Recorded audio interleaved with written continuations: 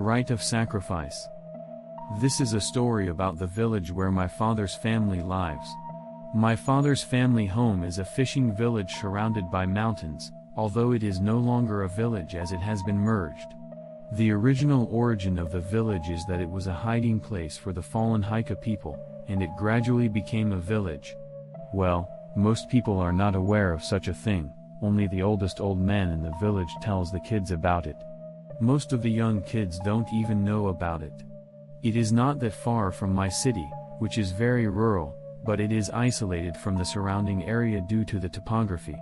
Nowadays, roads are well maintained and it is easy to come and go, but 20 years ago, there were no roads and it was an isolated island on land. People often say that strangers are disliked in the countryside, but that's not true at all. People in the village are not exclusive, and they are good-natured people.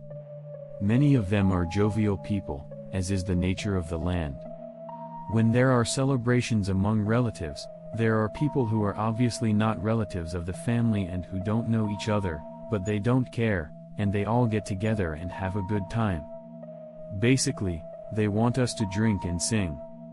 I'm like half of my family, so I guess that's why they treat me so well. Don't ask me where exactly.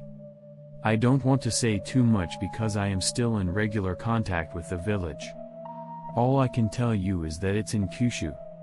My father's family itself is an ordinary fisherman's house. But my father's brother, my father is the middle of 9 siblings, who took over the house, says, "I'm getting old and I can't take it anymore." He says, "I'm getting old and I can't take it anymore."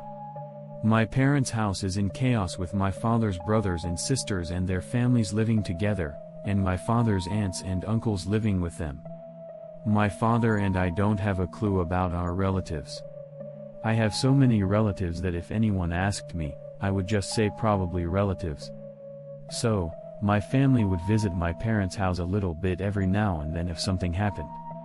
When I was a kid, it was quite frequent. It was fun when I was little, but when I was in junior high school, it became a bit of a chore. I was the youngest in the family, so I was treated well, and I got a lot of allowance, so I followed my parents around like a grown-up for that kind of thing. Grandparents in the neighborhood are also very fond of me and my younger brothers and sisters, as if they missed us because their children are independent and rarely come back home. Even though I'm over 20 years old, they still get so happy when I come over. Among those old people, the one who took care of us the most was a man named Shige Grandpa. He used to be a man of the sea, but he had long since retired and was living a life of self-indulgence. I think he was over 90 years old when I was a kid, but he was well-spoken and intelligent. His wife passed away a long time ago, and his children went to Tokyo and never came back for New Year's or Bon holidays. I think that's why he played with us to distract us from his loneliness. He was a dynamic old man who won a tree climbing contest with me by a comfortable margin, watched pornographic videos every day, and let me read pornographic books. But even an old man like that, when he dies, he dies. When I was in junior high school, he became ill and was half bedridden. I stayed at my parents' house for a long time during summer vacation, and after I learned of my grandfather's illness, I went to his house to visit him, ignoring my relatives. Grandpa told us stories of the old days, saying, "I don't have long to live." I would like to ask my grandfather in the afterlife if his stories were good enough for children to listen to. His story was about sacrifice. The old man said, in the old days, people used to offer sacrifices around here. He said that it was not hundreds of years ago, but it had been going on until the early to mid-Showa period. I said, "No, I don't care if you tell me that. My brother, I'm not comfortable with." How indifferent our reactions were. But it didn't feel real to us even if he suddenly told us such a thing. We were like, "What do you want us to do?" I said, "Sacrifice is that thing, right? It doesn't rain, so they offer up their daughters and poo-poo. Brother, and they stick a fresh head on a stick and dance around it, right?" The old man, "No, no, no, no. When they can't catch fish, they drown young girls in the sea. I said, "Oh, there are often scary stories about this. Like the human pillar. The old man when I was a young man, they still used to do that." "Me, really?" My grandfather's story was hard to believe, but, well, it was a long time ago, and it was Japan. As a crazy junior high school student who was more interested in pursuing folklore and the criminal mind than naked young sisters at the time, I was shocked but accepted the story. My brother didn't seem to understand. Maybe he thought it was a cartoonish story or something. I guess there must have been some kind of ritual to offer a sacrifice, but the old man skipped all that part of the story. I wanted to ask him about that, too, but he said he did not know the details. I guess it was probably organized by a representative of the village at that time. Of course, he was already deceased, or some kind of priest who was in charge of such a ceremony, but he didn't know anything about that either. All the grandfather knew was that when something inexplicable happened or when there was a bad catch, he used to throw the young girls of the village into the sea.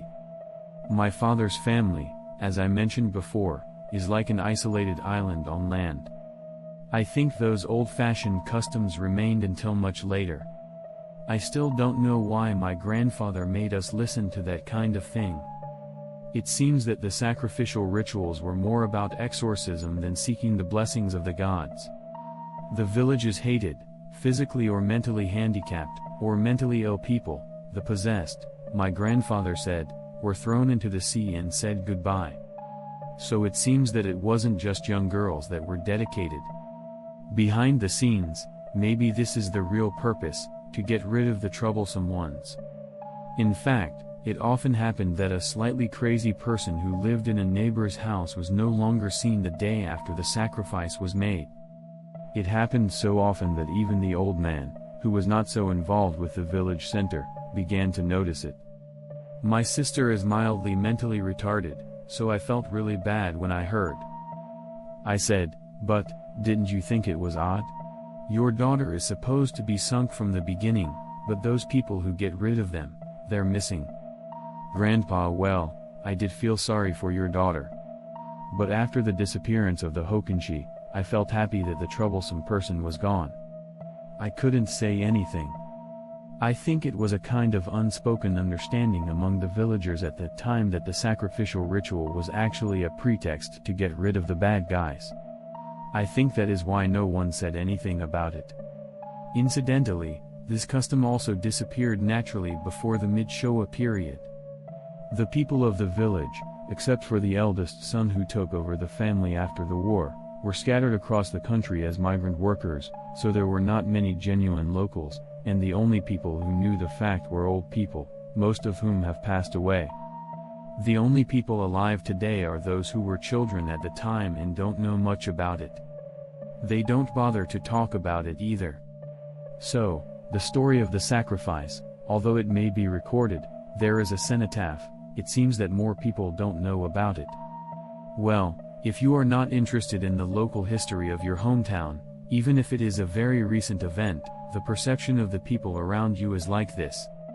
In the end, I don't know why the old man told me and my brother this story. Maybe he knew I loved ethnology and stuff, and that's why he told us. He was such a weirdo.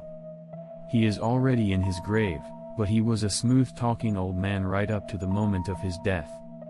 But it was tough for a while because that old man told me this story. Some of the old people who have been, and still are, loving to me know about this, and there may be some families that actually made sacrifices to some of their relatives. I feel bad thinking that, or rather, my perception of them, which is pleasant, has changed a bit. I know very well that they are nice people, so I don't let that stop me from interacting with them. The above is not too scary, but it made me personally feel bad. I'm still visiting my parents' house as often as ever, and I've still seen and heard a few other unusual stories. That may or may not be the time to tell. I can't talk about stuff that would identify my hometown, as I'm sure you can imagine.